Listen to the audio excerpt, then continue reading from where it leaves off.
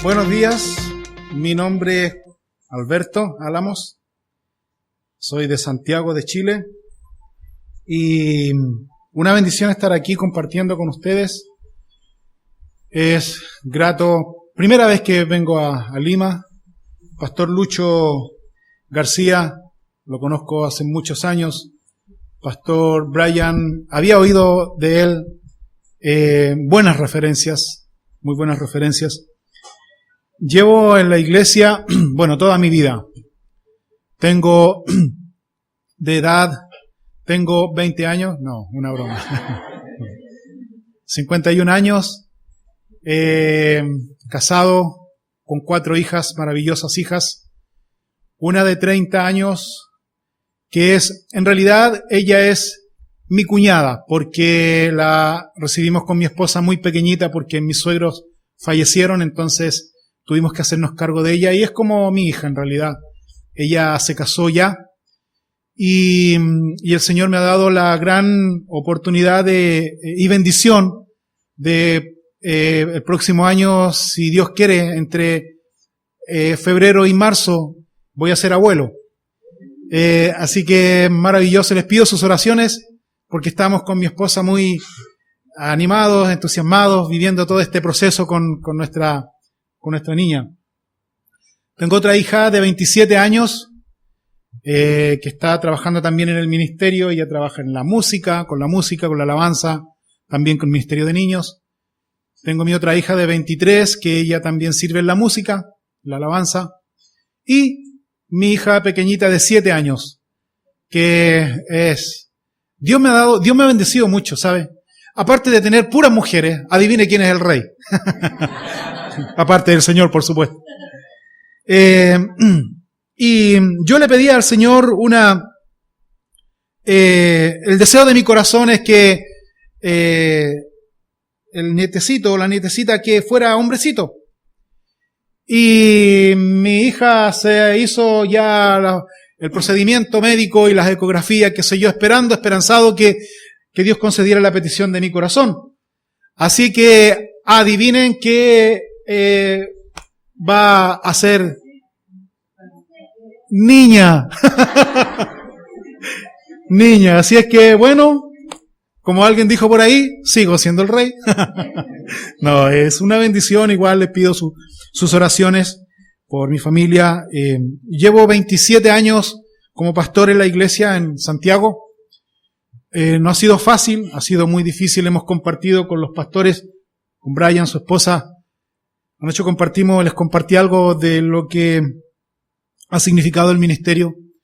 No quiero dejar la sensación de que el ministerio es traumático, porque no es así. Es una gran bendición.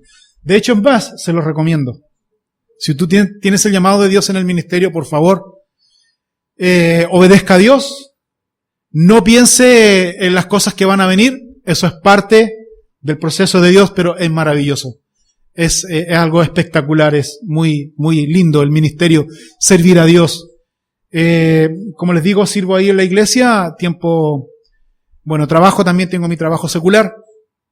La ventaja que tengo es como estoy en el centro de Santiago, entonces de mi trabajo voy caminando a la iglesia, así que son las ventajas que tengo, que Dios me ha dado, y tengo un trabajo que también Dios tiene su plan ahí, porque estoy con gente que son, nosotros decimos en Chile, descarriados. Son personas que conocieron al Señor, pero se apartaron de Dios. Por ejemplo, en mi trabajo yo trabajo como una financiera. Y entonces a mi lado tengo una persona que es hijo de pastor, está en el mundo. En el otro lado tengo otra persona que está solo en la vida y tiene mucho resentimiento y mucha amargura y tiene mucha mala opinión de los pastores evangélicos. Entonces, cuando me ve a mí, como que yo le quebré un poco el esquema, como soy, como me comporto con él. Entonces, como dice, yo, la verdad es que me dijo el otro día, la verdad es que debo retractarme, dijo, porque yo pensé que todos eran iguales, pero veo que no son todos iguales, sino que son distintos. Y yo le digo, le hablo del Señor, del amor de Dios y todo eso. Dios tiene un plan para todos nosotros. Y Dios nos usa también de forma distinta. Como les digo, he venido a la conferencia acá, primera vez. El Señor me ha dado el privilegio y la honra de conocerlo a ustedes. Yo creo y quiero confesarles algo, y les pido sus oraciones. En la iglesia donde yo estoy tenemos un lugar donde tenemos capacidad como para 200 personas. Y hemos visto en este último tiempo cómo el Señor nos ha bendecido y ha venido mucha gente. Y de hecho teníamos un patio nosotros en el costado y tuvimos que modificarlo y comprar una pantalla y transmitir como ustedes también el estudio bíblico, pero a los que vienen llegando porque tenemos mucha gente. Solo tenemos un estudio el domingo en la mañana y ustedes me animaron. Ustedes la verdad es que me animaron. Dios lo usó a ustedes para hacer estudios, 2 estudios el domingo. Yo creo que llegando a Santiago vamos a hacer algunos cambios y les pido sus oraciones porque es una aventura de fe. Como estoy en la iglesia hace 27 años, y yo les contaba a los pastores, en la iglesia por supuesto no ha sido fácil y hemos tenido 4 quiebres en la iglesia. Gente se ha ido por diferentes razones, no por doctrina, sino por diferencias, por cosas que pasan en las iglesias. Pero Dios nos ha sostenido con mi esposa, Dios nos ha sostenido y seguimos siendo fieles al Señor. Así que así como yo me comprometo a orar por ustedes, por los pastores, también les pido sus oraciones por nosotros en Santiago para seguir haciendo la obra de Dios. Esta mañana quiero compartir con ustedes algo que el Señor me ha enseñado, me ha mostrado. En el Evangelio de Marcos, en el capítulo 5, si tienen sus Biblias, por favor abran sus Biblias. En el Evangelio según San Marcos, en el capítulo 5, vamos a leer esta mañana a partir del versículo 21 en adelante. Antes de comenzar, les voy a pedir, por favor, si pueden inclinar sus rostros y vamos a orar a nuestro Dios para que su Espíritu Santo sea ministrando en nuestros corazones. Vamos a orar a Dios. Señor, nos acercamos a ti esta mañana para pedir, Señor, perdón por todos nuestros pecados. Señor, perdónanos de todos nuestros pecados. Limpia nuestro corazón y nuestra vida. Dios, tú conoces y sabes muy bien en la condición en que cada uno, Señor, de nosotros ha llegado aquí, Señor. ¿Qué podemos decirte que tú no sepas de nosotros, Señor? Tú conoces nuestra vida, tú conoces nuestra condición, tú conoces nuestros pensamientos. Tu palabra dice, Señor, que antes que nosotros digamos, Señor, las cosas, tú ya conoces incluso lo que vamos a decir. Y a veces no son buenas cosas, Señor. A veces son pensamientos, son palabras que te ofenden, Señor, te entristecen, como dice tu palabra. Pero esta mañana, Dios, queremos disponer nuestros corazones delante de ti para que tú nos ministres, para que tú nos hables, Señor, para que tú nos enseñes, para que tú nos corrijas, porque tu palabra, Señor, nos enseña y nos dice que es útil para enseñar, corregir, redarguir e instruir en justicia, a fin de que el hombre de Dios sea enteramente preparado para toda buena obra. Señor, queremos que en algún día, Señor, no muy lejano, tú nos digas, bien, buen siervo y fiel. En lo poco has sido fiel, en lo mucho te pondré. Eso todos esperamos, Señor, de ti, que tú nos digas. Por eso esta mañana pedimos, Dios, que nos enseñes, que nos instruyas, que nos hables, que nos corrijas, que nos disciplines si es necesario, pero no permitas, Señor, que Satanás nos condene, porque tu palabra no nos condena, sino que tu palabra nos lleva a la comunión personal contigo. Te ruego, Dios, una bendición especial esta mañana por cada uno, para que tu Espíritu Santo y tu palabra sea ministrando y hablando a nuestros corazones, en el nombre de Cristo Jesús. Amén. Aquí nosotros miramos en el Evangelio de Marcos, sabemos nosotros que Marcos posiblemente haya sido Juan Marcos, aquel joven adolescente que siguió en los viajes de Pablo, acompañó a Pablo en sus viajes misioneros, en primeros viajes misioneros, junto también con Bernabé, un hombre mayor que acompañó al apóstol Pablo. Fue un puntal Bernabé. Cuando uno mira y lee el libro de Hechos, uno puede ver que Bernabé fue un puntal, fue una persona que asistió, que sirvió a Pablo en sus primeros pasos como cristiano. Y en esa oportunidad estaba Juan Marcos. Juan Marcos fue un joven que era emocional Y ellos iban camino en sus viajes misioneros y Juan Marcos se devolvió, por las razones que hayan sido, se devolvió a su casa y no miró, no encontró importancia en el ministerio posiblemente. A Pablo eso le incomodó y bueno, volvió Juan Marcos. Después nosotros miramos y vemos que en su segundo viaje misionero Pablo quería también quería seguir su segundo viaje y Bernabé le dice, oye, llevemos a Juan Marcos con nosotros. Entonces Pablo le dijo, no, porque Juan Marcos es inmaduro espiritual y nos va a dejar otra vez solos y no. Entonces Bernabé dijo, bueno, ahí se formó una diferencia y sabemos nosotros que Bernabé se queda con Juan Marcos y Pablo, si no mal recuerdo, continúa su viaje con Silas, ¿sí? Continúa su viaje con Silas. El punto es que Juan Marcos después, él fue comenzando a tener madurez espiritual y algunos dicen que el escritor del Evangelio de Marcos haya sido él. El escrito de Marcos contiene los relatos que el apóstol Pedro daba y enseñaba a los discípulos, por lo tanto Marcos escribía. Así es que el Evangelio de Marcos nosotros tenemos más bien la biografía o los relatos que Pedro contaba a la gente y Juan Marcos tomaba apunte. Quería solamente dar una breve introducción. Y este Evangelio de Marcos contiene cosas interesantes, detalles. A mí me encanta profundizar en las Escrituras y lo que me llamó mucho la atención justamente es lo que vamos nosotros a compartir aquí. Algo interesante, por ejemplo, en los primeros versículos de aquí del capítulo 5, nosotros miramos y vemos, como dice el título aquí, capítulo 5, versículo 1, dice el endemoniado gadareno. Y nosotros sabemos qué significa eso y qué sucedió con ese hombre. Y entre paréntesis nosotros podemos mirar, si tú quieres saber la realidad, si tú quieres ver la realidad, el horror que Satanás hace en el ser humano, yo te invito a que tú puedas ver en detalle y puedas leer en detalle Marcos capítulo 5, los primeros versículos. Cómo Satanás destruye en forma progresiva y cómo Satanás hace sufrir al ser humano. Nosotros miramos que este endemoniado gadareno hace muchas cosas terribles.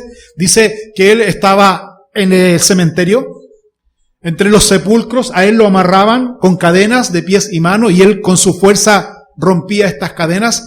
Pero hay un detalle que este hombre tenía tiempos de lucidez y este hombre endemoniado en las noches tenía esta angustia, esta tristeza. Yo creo que este hombre, después que el Señor hace un milagro, este hombre Jesús lo manda a su hogar. O sea, este hombre tenía familia y perdió su familia por esta situación.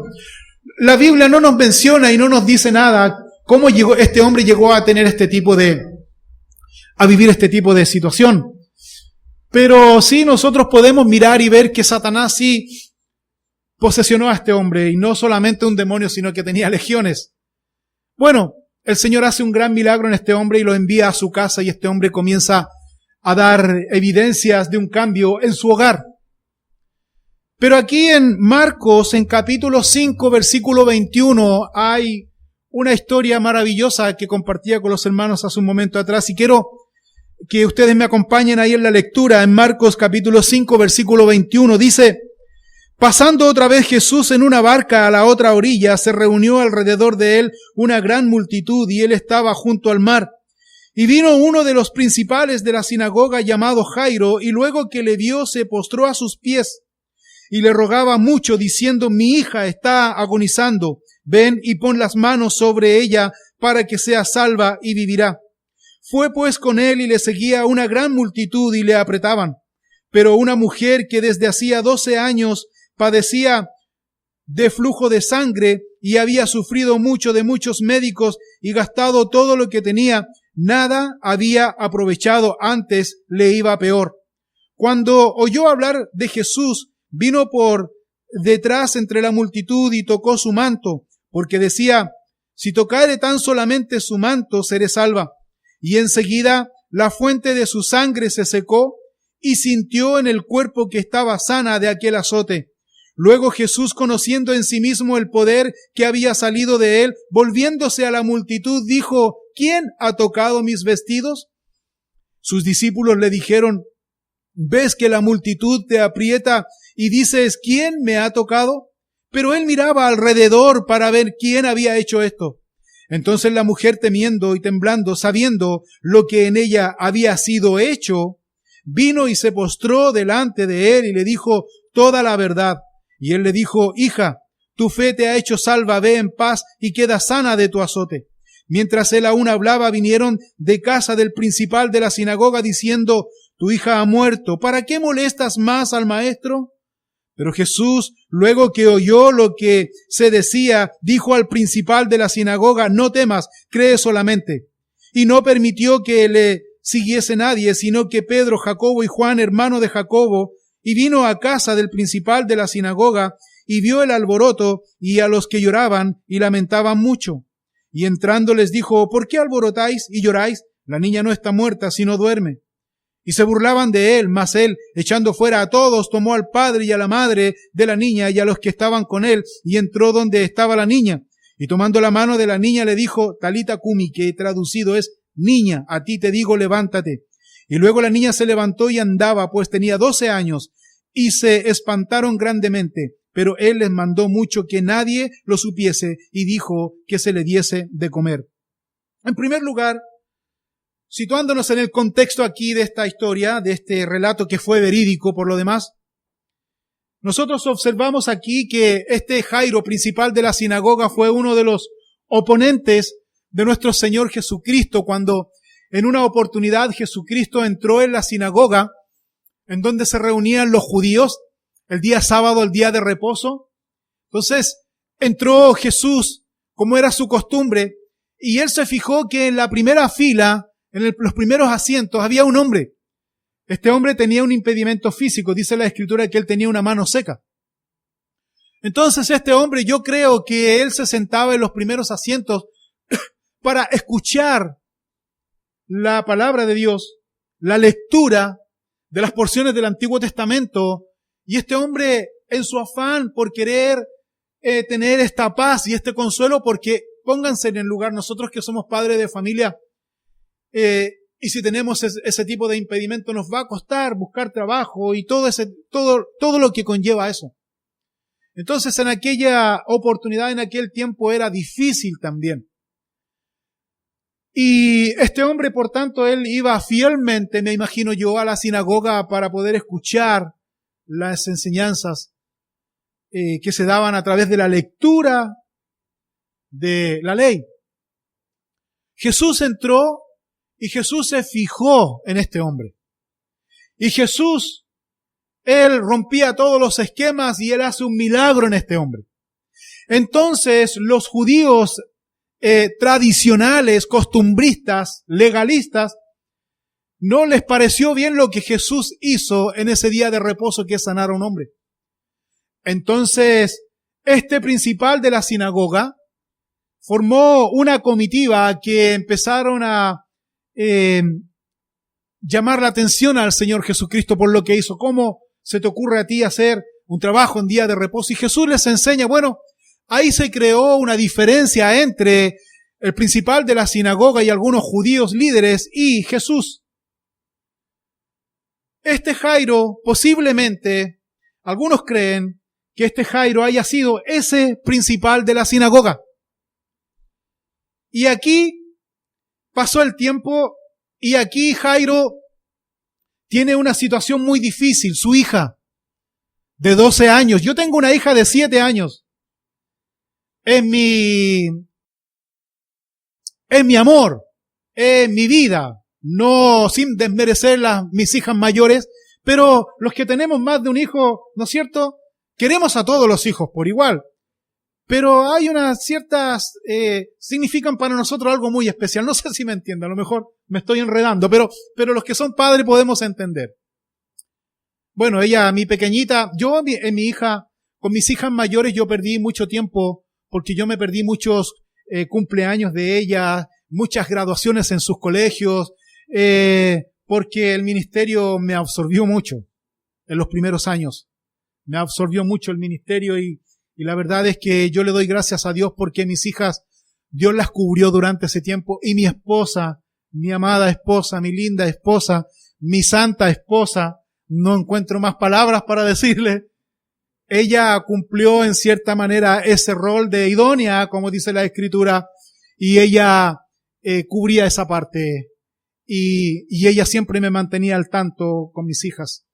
Por lo tanto, Dios me dio la oportunidad ahora con mi hija pequeñita de estar con ella, de ir a las graduaciones, de celebrar sus cumpleaños. Y mis hijas de repente como que se ponen un poquito celosas y me dicen, papá, ahora sí, ahora tú haces con la Emilia se llama mi pequeñita. Ahora tú dedicas tiempo con la Emilia, pero con nosotros, pero hija, les digo yo. Pero hija, ¿sabes qué? A ti te guardó y te cubrió el Padre más maravilloso que puede existir. Nuestro Padre Celestial. Ay, sí, papá. Gracias, Dios.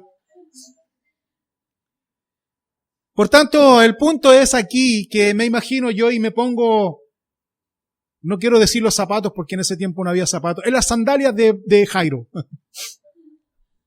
Y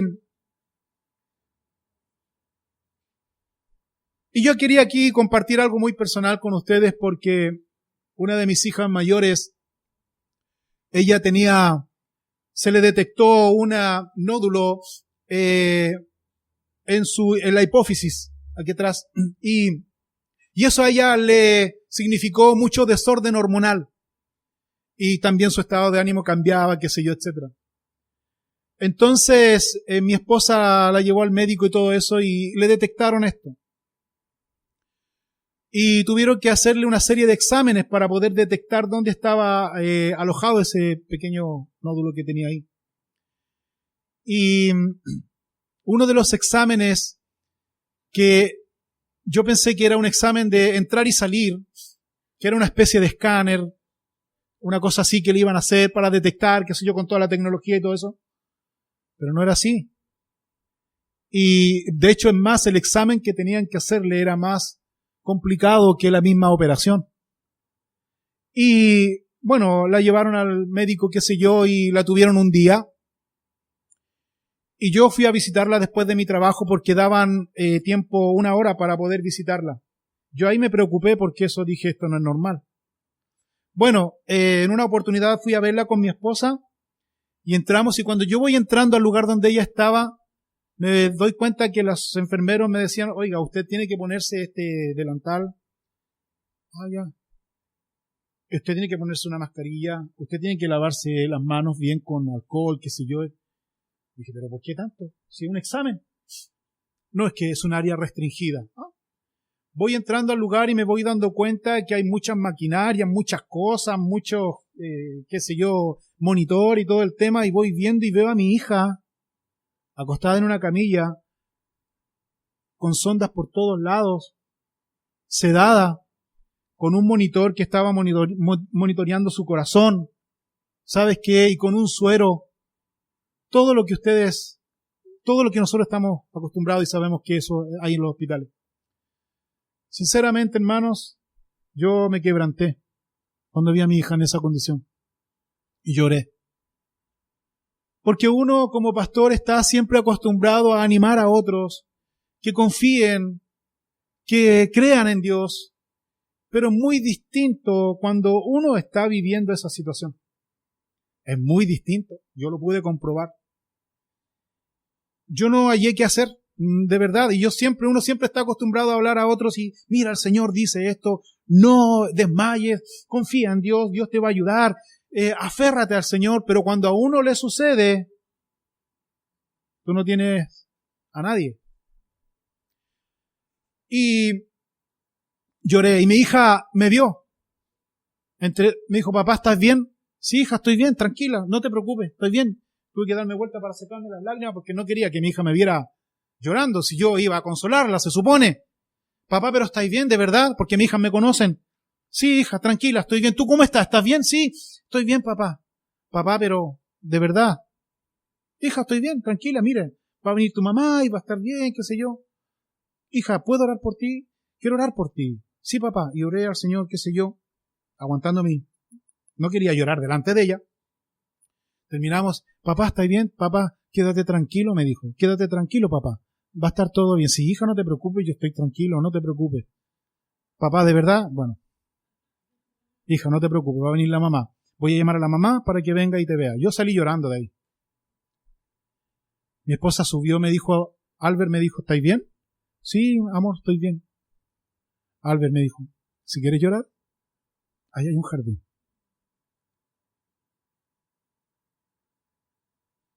Fui. Y el Señor me habló por esta palabra, Jairo. Porque yo pude entender a Jairo. Dios me llevó a eso, a entenderlo a él. Su hija estaba agonizando. Y le habla al Señor. Jairo, un principal de la sinagoga, tenía un prestigio, tenía un título, tenía un llamado, no sé, era una autoridad. Y se opuso al Señor Jesús por lo que hizo, ¿recuerda? Se ganó el nombre de la gente ahí. Pasó un tiempo y dice aquí la Escritura, el versículo 22, y vino uno de los principales de la sinagoga llamado Jairo y luego que le vio, se postró a sus pies. ¿Quién? Jairo. Al Señor. Le dice, y le rogaba mucho, insistentemente, le rogaba. ¿Qué le decía? Mi hija está agonizando, ven y pon, fíjese en este detalle, y pon las manos sobre ella para que sea salva y vivirá. ¿De dónde sacó Jairo la forma en que Jesús sanaba? Porque Jairo vio en la sinagoga que Jesús tomó la mano de este hombre, hizo una sanidad.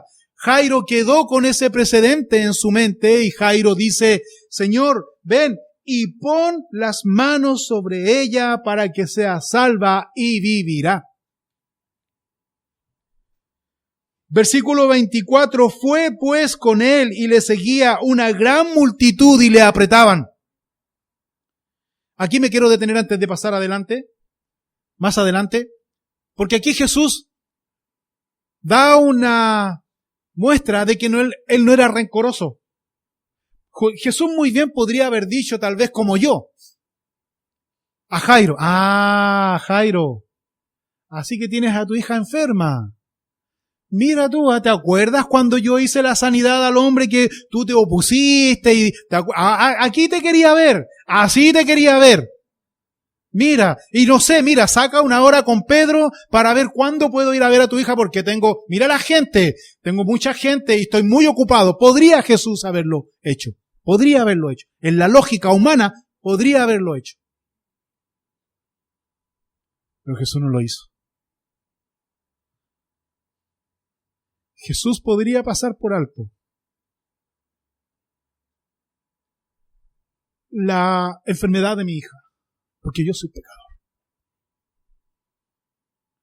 porque yo soy imperfecto, porque yo le fallo a Él todos los días.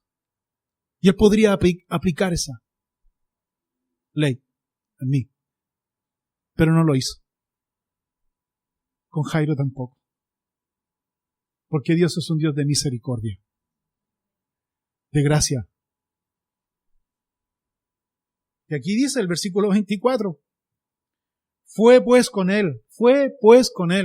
No habló nada Jesús. Vamos. ¿Dónde estás? Vamos. ¿En serio? Dijo Jairo. Sí, vamos, yo estoy contigo. Pero, vamos, Señor. Y Jairo estaba con él, con el Señor Jesús. Mientras va camino hacia la casa de Jairo, aparece una mujer que tenía un flujo de sangre, ¿hacía cuánto? 12 años. Posiblemente haya sido una mujer con una alta posición económica, porque dice aquí que perdió todo, sus bienes.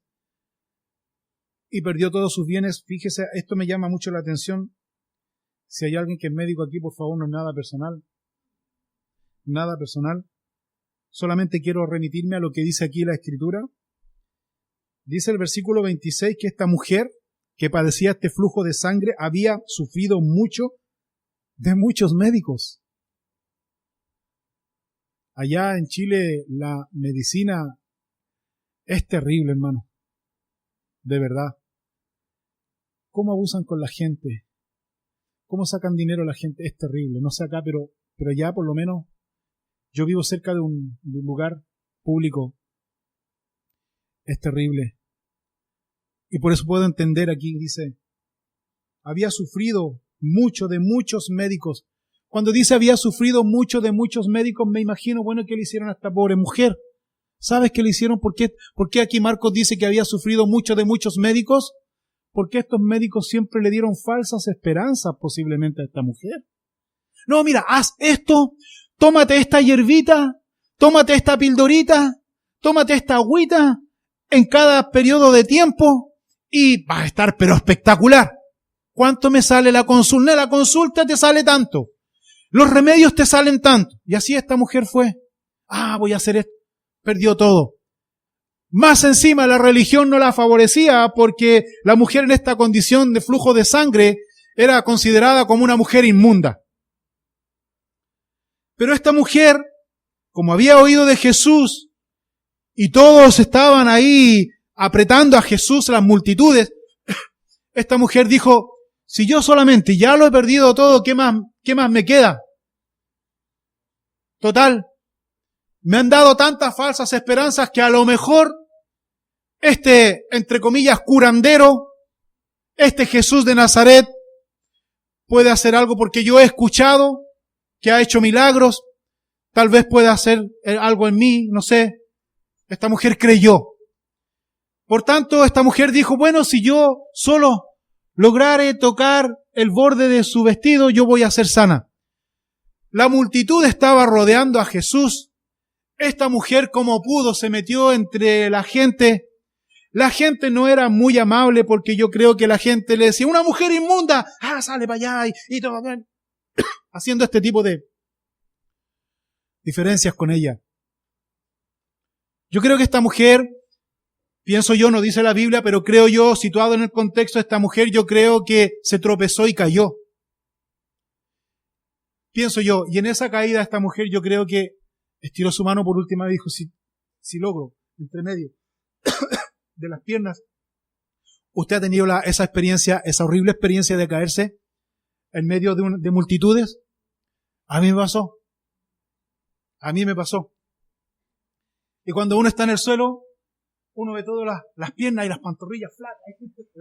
Yo creo que esta mujer, yo creo que entre medio por ahí, metió su mano como pudo y logró alcanzar el borde del vestido de nuestro Señor Jesucristo, y Jesús se detuvo. Porque recuerden, ¿dónde iba Jesús? A la casa de Jairo.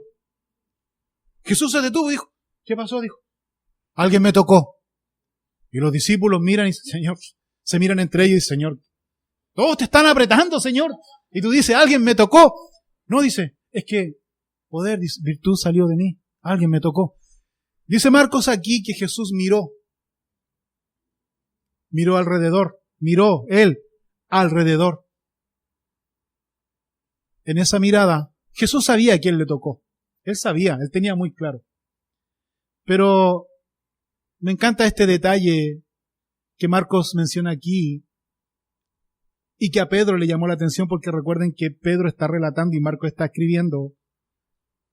Es como cuando uno en estudios toma apunte. Ayer el pastor habló de parte de Levítico que me encantó. Pastor, me encantó. Yo tomé apunte, de verdad. Estaba ahí tomando apuntes de lo que el Espíritu Santo también me habló, de lo que el pastor compartió ayer. Cierre de paréntesis. Y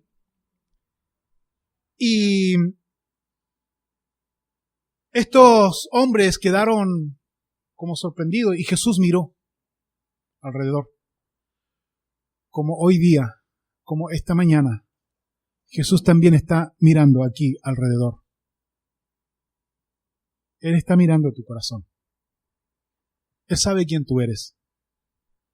Él sabe lo que tú estás haciendo. Él sabe lo que tú estás pensando. Él sabe lo que va a pasar contigo en el futuro. Él sabe los temores que tú tienes. Él sabe que tal vez tú vienes aquí porque tal vez para ti en tu pensamiento es la única opción, es lo único que puede acallar tu tristeza. ¿Y Jesús te está mirando? Él te está observando, porque Él quiere hacer una gran obra en ti. ¿Qué es lo que hizo con esta mujer? Y esta mujer levantó su mano y dijo: yo, Señor, ¿sabes? Y le cuenta la historia. Como lo mismo, si tú crees que Dios ha hecho algo en ti esta mañana, en tu vida, tú tienes que decirle al mundo: el Señor hizo eso en mí. Como yo les puedo contar esta mañana, el Señor hizo un milagro en mi hija. Mi hija, a quien les comenté esta situación difícil, mi hija se recuperó. Mi hija después le hicieron una operación, entraron por aquí por la nariz, le sacaron ese nódulo. La primera intervención se equivocaron. No, dijo el médico, está arrojado este nódulo en la parte izquierda. No era en el izquierdo, no era en el derecho. Esperamos un tiempo más. Esperamos un tiempo más. Y descubrió el médico esto y mi hija le cambió la vida. Está maravillosa, espectacular. De hecho, estoy un poquito celoso porque andan algunos hombres por ahí revoloteando y todo. Yo me compré una escopeta. Yo tengo una escopeta y la tengo en la casa. No, es una broma. Pero el punto es que aquí Jesús hace este milagro y esta mujer dice: a mí, tú me sanaste a mí. Que es algo que si tú has hecho, si tú has comprobado que realmente Jesús ha hecho algo en tu vida, tú debes comunicarlo y hablarlo al mundo. Que te crea la gente, que no te crea la gente, da lo mismo. Pero yo no puedo dejar de decir lo que he visto, lo que he oído, lo que mis manos, lo que mi vida ha comprobado con mi Señor. No me puedo callar. En mi trabajo, mis compañeros, allá a los evangélicos, no sé si ustedes saben, a los evangélicos nos dicen canutos. Con canuto esto, canutos. Yo les digo canuto, pero no bruto. En una forma despreciativa. Pero ¿sabes qué? Yo no puedo dejar de decir lo que el Señor ha hecho en mi vida. Y quedan como... Porque la relación personal con Dios es justamente eso, es una relación individual. Es una relación personal. Es una comunión personal. No es algo colectivo. Dios vino por ti como individuo, como persona. Dios se quiere revelar a ti como individuo, como persona. Dios quiere que tú a Él le experimentes. Dios quiere que tú al experimentarle tú puedas compartir con otros lo que de gracia tú has recibido. Y esto fue la escritura que Dios me dio. Y cuando Jairo, siguiendo aquí con el tema, cuando el Señor hace este milagro en la mujer, imagínense Jairo, porque no nos salgamos del contexto de estos versículos. Jairo estaba nervioso, porque fue a donde el Señor de urgencia. Jairo ya se había despojado ya de su investidura, de su autoridad, de su orgullo, porque se postró.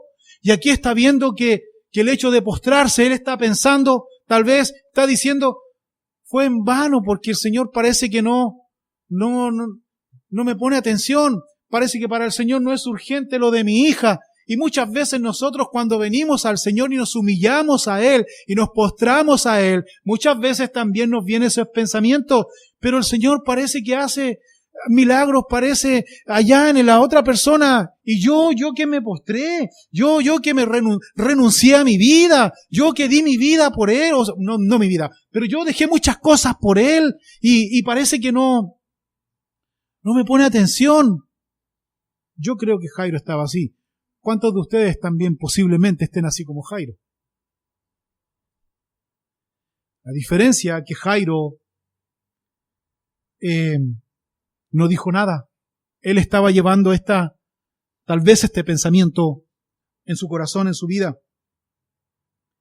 Y cuando ocurre este milagro en esta mujer, dice aquí la Escritura, versículo 35, mientras él, Jesús, mientras él aún hablaba, vinieron de casa del principal de la sinagoga diciendo, tu hija ha muerto. ¿Para qué molestas más al maestro? ¿Sabes cuando vino esta gente de la casa de Jairo a decirle a Jairo, no molesten más al maestro, tu hija se murió? Yo me recuerdo una oportunidad, yo a los 15, 17 años más o menos, yo perdí a mi padre murió. A mi padre le hicieron una operación al corazón y por una negligencia, de esa operación al corazón él salió bien, pero una negligencia que cometió el anestesista en aquella época, mi padre lo dejó en estado vegetal. Mi padre duró una semana y esperanzado en eso, en ese tiempo nosotros no podíamos hacer demandas, ni mucho menos como ahora, pero mi padre murió. Cuando mi padre murió después de haber estado toda esa semana, nosotros como familia, pues yo soy mayor de 3 hermanos, mi mamá trabajaba, yo en ese tiempo estaba estudiando, yo tenía la esperanza que el Señor podía sanar a mi padre, y un día sábado yo voy llegando a mi casa, y cuando voy llegando a mi casa, mis amigos de aquella época, curiosos para ver, morbosos también para ver, a ver cómo me ponía a llorar, porque son así muchas veces los jóvenes. Tu papá se murió. Yo no quería creer eso, de verdad. Yo voy llegando a la casa y cuando veo un auto que no era común estacionado afuera, cuando veo al pastor de aquella época consolando a mi madre, cuando veo gente de la iglesia y familiares llorando, cuando veo a mi abuela que está llorando, yo me quebranté, por supuesto, era obvio. Por tanto, cuando esta gente le dice a Jairo, no molesten más al maestro, tu hija ya murió. ¿Sabe lo que me sorprende de esta historia? Es la actitud de Jairo, pero también la confianza, pero también ese valor que el Señor nos da, esa fortaleza que el Señor nos da, porque mire acá, sigamos leyendo, dice, versículo 36, pero Jesús luego que oyó lo que se decía, dijo al principal de la sinagoga, no temas, cree solamente. ¿Sabes cómo yo lo relacioné esto en mi vida? Volviendo a esa experiencia difícil que viví con mi hija, cuando salí al jardín, ¿recuerdan? Que mi esposa me dijo anda al jardín a llorar. Estaba solo. Yo me recuerdo que Jesús, como a Jairo, Jesús yo creo que Él me abrazó como a Jairo, y Jesús me habló como a Jairo, lo mismo que le habló aquí. No temas. Y póngale su nombre ahí, yo le puse mi nombre. Como que Jesús me estaba hablando, Jesús me habló y Jesús me dijo, Alberto, pero ¿de qué te preocupas? No temas. Yo estoy contigo, cree solamente. Alberto, tranquilo. Y yo descansé. Yo descansé no asumiendo que mi hija iba a sanar o no. Yo descansé porque fuera lo que fuera, hiciera lo que Dios hiciera, decidiera lo que Dios decidiera, yo iba a estar bien porque iba a ser para mejor. Romanos 8:28 dice que a los que aman a Dios, ¿qué más dice? Algunas cosas, todas las cosas le ayudan ¿a qué? A bien, según el propósito por el cual han sido llamados. Cuando yo empecé en el ministerio, y esto es un consejo y una enseñanza para todos aquí que tienen ese llamado en el ministerio, piensen bien lo que ustedes les van a ofrecer a Dios. Yo le ofrecí mi vida a Dios. Señor, yo quiero servirte. Señor, aquí está mi vida. ¿Sabes qué significa cuando uno levanta sus manos al cielo? ¿Qué significa? Me rindo. Me rindo. ¿Cuál es la bienaventuranza? La primera bienaventuranza en Mateo capítulo 5. ¿Cuál es la primera bienaventuranza? Bienaventurados, ¿quién dice? Los pobres en espíritu, porque de ellos es ¿qué? ¿Sabe lo que significa un pobre de espíritu en aquella época? Un pobre en espíritu, o esa ilustración que Jesús tomó para enseñar una verdad, un principio, era aquel hombre que quedaba despojado de todo bien. Ese hombre se paraba en las puertas de acceso principal de la ciudad, de lo que fuera, de templo, de lo que fuera. Ese hombre, por necesidad, tenía que extender la mano para recibir cualquier cosa, una limosna, cualquier cosa. Pero por vergüenza, su rostro estaba en el suelo. Jesús tomó ese ejemplo para enseñar una verdad y decir, bienaventurados, dice, los pobres en espíritu, porque de ellos es el reino de los cielos. Bienaventurados los que son humildes de corazón, los que se rinden. Por tanto, ¿dónde va el consejo? Cuando tú ofrezcas tu vida a Dios, que sea de corazón y no sea algo emocional. ¿Sabes por qué? Porque te van a pasar situaciones parecidas, similares a las que yo viví. Dios te cobra la palabra. Dios te pasa en el proceso. Pero en su proceso, en su voluntad, en su obra. ¿Estás tú dispuesto? ¿Estás tú dispuesto a servir a Dios? Eso es lo que Dios me habló a mi corazón. Para fortalecimiento de mi vida y para el consejo de los demás. Dios es fiel. Él permanece fiel. Él no puede negarse a sí mismo. Y Jesús, yo creo que Jairo tomó ánimo, cobró ánimo. Y Jesús toma el control de la situación. Y cuando Jesús toma el control de la situación, lo primero que hace es ordena. Porque ahí había un alboroto. Habían todos llorando, todos desconsolados llorando. Habían gritos, había desorden, había un sentimiento de angustia que eso provoca más miedo y más dolor que ayuda. Y el versículo 37, Jesús dice lo siguiente aquí, dice Marcos, dice, y no permitió que le siguiese nadie, sino Pedro, Jacobo y Juan, hermano de Jacobo. Versículo 38, y vino a casa del principal de la sinagoga, y vio el alboroto, el desorden, y a los que lloraban y lamentaban mucho, y entrando les dijo, ¿por qué alborotáis y lloráis? La niña no está muerta, sino duerme. Y los que estaban ahí se burlaban, pero ¿cómo este insensible viene a decir esto? Pero este que no tiene sensibilidad con el dolor, ¿cómo se le ocurre decir esto y todo eso? Se burlaban de él. Más, él no cayó en discusión. No dijo, oye, pero a ver, conversemos un poco. No, ¿saben qué? Ustedes son más estorbo, más que ayuda. Así, salgan de aquí, le dijo Jesús. Salgan, por favor. Tenga la bondad, salga. No sirva de estorbo porque no ayuda en nada. Echando fuera a todos, tomó, fíjese esto por favor, tomó al padre y a la madre. Jairo, ¿dónde está tu esposa? Vengan. Sean ustedes testigos de cómo Dios se va a glorificar. Vengan, por favor. ¿Qué es lo que nos sucedió con mi esposa? Dios nos llamó. Mira, ahí está su hija. Y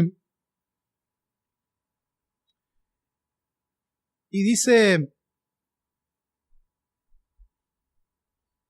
versículo 41, y tomando la mano de la niña le dijo, Talita Kumi, que traducido es niña, a ti te digo, levántate.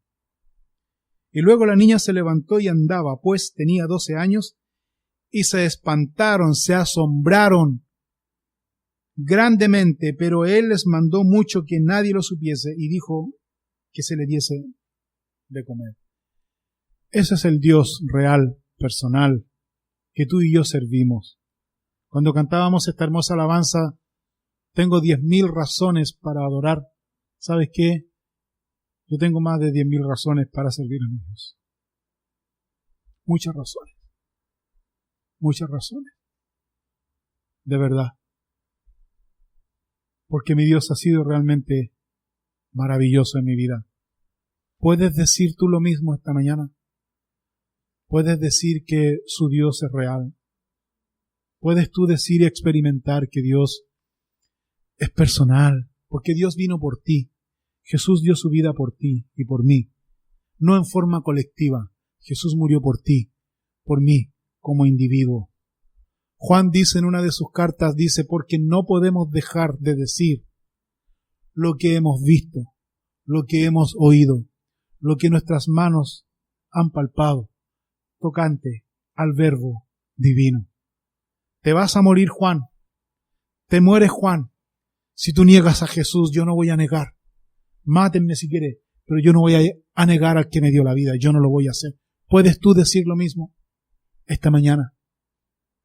Porque la comunión personal con el Señor es justamente eso, una relación personal con Dios. Yo le pido a Dios que Él, y espero esto de Él, que en aquel día Dios me diga, bien, buen siervo ¿y qué dice?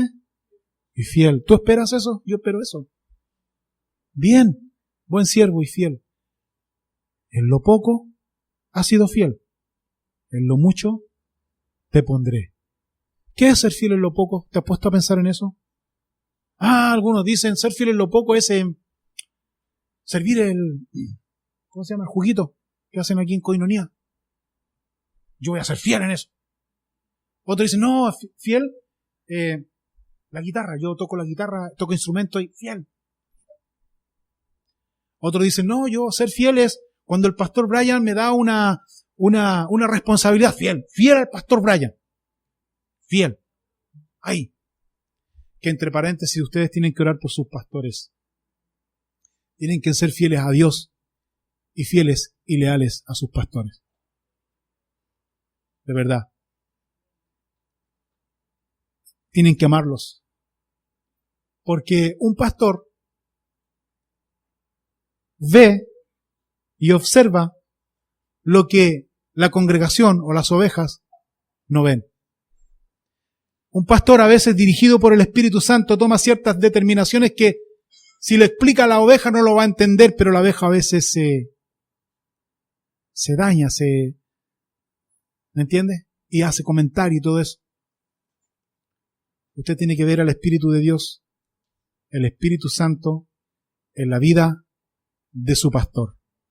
Mientras su pastor tenga el Espíritu Santo de Dios en su vida, usted sirve a Dios. Y nunca usted cometa el error que muchos han cometido, que han levantado su mano contra el ungido de Jehová. A veces hay razón, a veces tienen razón, pero no te corresponde a ti ni a mí siquiera hacer un comentario de mi pastor. Porque Dios lo puso como pastor. Y si él está en error, si comete un pecado, ¿quién lo va a sacar? ¿La junta directiva de la iglesia? ¿Quién lo va a sacar? Dios. Y Dios es grande en misericordia, en amor. Dios es un Dios de gracia. Dios es un Dios de amor. Dios es un Dios que esta mañana te dice a ti y a mí que Él te ama mucho. Que no hay pecado tan grande que Él no pueda perdonar. Excepto uno. ¿Cuál es? Blasfemia contra el Espíritu Santo. ¿Y qué es blasfemar contra el Espíritu Santo? Cuando Dios te habla una vez, 2 veces, 3 veces, 4, 5, muchas veces, y tú sigues teniendo pecado en tu corazón, y pecado en tu corazón, y pecado en tu corazón, y pecado en tu corazón, y no hay cambios, estás en un peligro inminente, porque tú estás ofendiendo al Espíritu Santo. Que yo, con mucho amor, les tengo que decir a ustedes que creo que aquí esta mañana no hay ninguno que tenga ese pecado. ¿Sabes por qué? ¿Sabes por qué? Dice, pero ¿cómo usted conoce? ¿Sabes por qué? Porque tú no estarías aquí. Tú estarías en otro lado. Pero tú estás aquí escuchando la palabra de Dios. Dios te ama. No juegues con Dios. No engañas a Dios. Si Dios no ha enviado un rayo para destruirte, es porque Él tiene misericordia. Quiero decirles esta mañana, para concluir, no sigas pecando. Tú sabes bien a lo que me refiero. Tú conoces en tu corazón. Tú sabes tu corazón. Tú sabes lo que estás haciendo. Dios también. Hay una canción de Jesús Adrián Romero que dice, cuando nadie me ve, ¿lo han escuchado? En la intimidad, cuando no hay apariencias. Allí, ¿te soy qué dice? Te soy sincero. ¿Eres tú sincero en la intimidad con Dios? Si tú no eres sincero, pues es tiempo que vuelvas a ser sincero y honesto con Dios. Tú no necesitas aparentar ante nadie que eres cristiano. Tú necesitas guardar silencio. ¿Sabes por qué Dios nos creó con 2 oídos y una boca? ¿Y no nos creó con 2 bocas y un oído?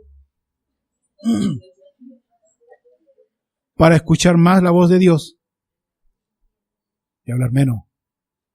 ¿Qué hacemos nosotros? Todo lo contrario. Dios quiere hacer una gran obra en tu vida esta mañana, en este día, aquí en este lugar. Dios quiere hacer algo porque el Señor viene pronto. El Señor viene pronto. Quiero dejarlos con esta escritura. Lucas capítulo 21, versículo 28 dice, cuando estas cosas, lo voy a leer. Lucas capítulo 21.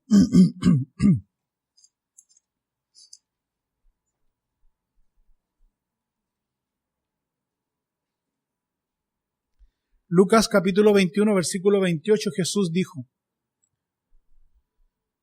cuando estas cosas comiencen a suceder, erguíos, levantad vuestra cabeza, porque vuestra redención está cerca. Todos nosotros hemos sido conmovidos con lo que ha pasado en Francia. Jesús dijo en Mateo 24 que antes de su venida iban a haber guerras, rumores de guerras, terremotos. Nosotros en Chile estamos acostumbrados ya a los terremotos. Yo creo que ustedes también en cierta manera. Pero Jesús nos dice esta mañana, cuando estas cosas, es decir, estas señales, que son cosas de los fines de tiempo, y esto es una evidencia que Dios nos da aquí. Hay gente que se asusta, hay gente que se atemoriza. El miedo no es de Dios. ¿De quién es el miedo? Satanás. Pero ese es un buen índice para indicar en qué condiciones tú estás con Dios. Porque Jesús dice, cuando estas cosas comiencen a suceder, no te asustes, no tengas miedo, ponte firme, erguíos, ponte firme, ponte derecho, porque vuestra redención, ¿qué más dice?